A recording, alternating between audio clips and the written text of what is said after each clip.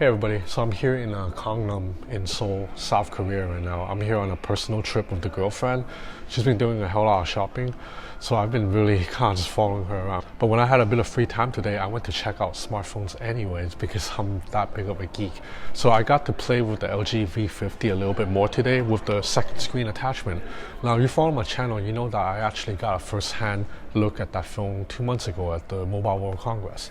But after playing with the phone a little bit more today and seeing it in action and seeing it optimized, I'm excited for the LG V50 two-screen action, and I think it might be a more practical design right now than the Galaxy Fold and the Huawei Mate X. So like I said, I played with the LG V50 2 months ago actually, but in typical LG fashion, they always get stuck in bad timing where the stuff then gets overshadowed. So the LG V50 has a second screen attachment that allows you to basically run two apps side by side and have two screens working at the same time. I think if LG had introduced this any other year, it would steal the show. It would basically get a lot of praise, get a lot of attention.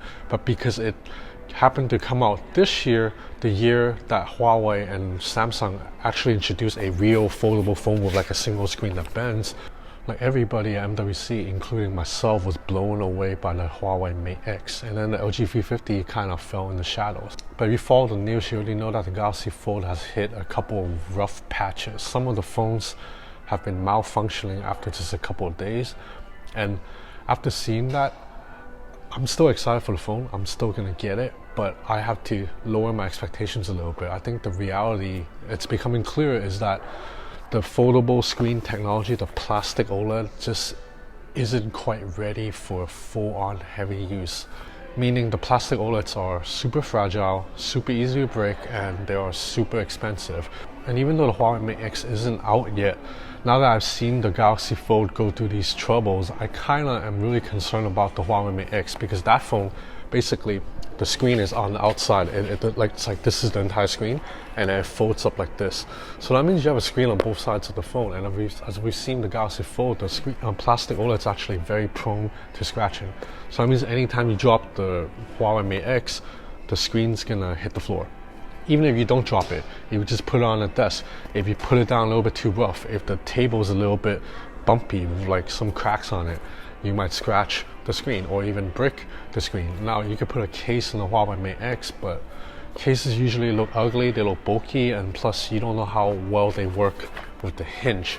So like again, I'm still excited for the Huawei Mate X. I'm still gonna review the phone if Huawei gives me one, or buy it if it's available. But I have the lower expectations. I don't think it's a phone that will be fully ready to use in the real world in like a heavy way. Now this is where the LG V50 comes in, because it's two screen designs. It's not as sexy, it's not as sleek, it's a little bit old school, but it actually works because both screens are OLED glass panels, so they're more durable. And then the device, when you fold up, it just feels like a typical smartphone with those cover cases. It's a little bit thicker, but other than that, if you drop this phone, it should probably survive. And like I already said at MWC, LG's developed the software pretty nicely so far. I didn't notice any lag when switching between screens, opening two apps side by side. But most importantly, what I saw today was really promising, because LG has been optimizing the V50 and its apps with Korean companies. So like you see right here, I'm watching a baseball game on one screen, and on the second screen, I'm able to check out instant replays or view different angles. This is a collaboration between LG and the Korean Baseball League. It's like the Korea version of the MLB. I don't know what it's called, but basically the stadium games now have like dozens of cameras, so that allows you to switch between camera angles live within that app. Now think about the sports watching experience. Generally, you want to watch the game, but at the same time you want to keep track of the score and all the stats, right? So a lot of times they will cover up the screen and get in the way of what you're watching. Now with the LG V50, it might change the way we watch sports, because like you see here, I'm watching baseball on the bottom uninterrupted.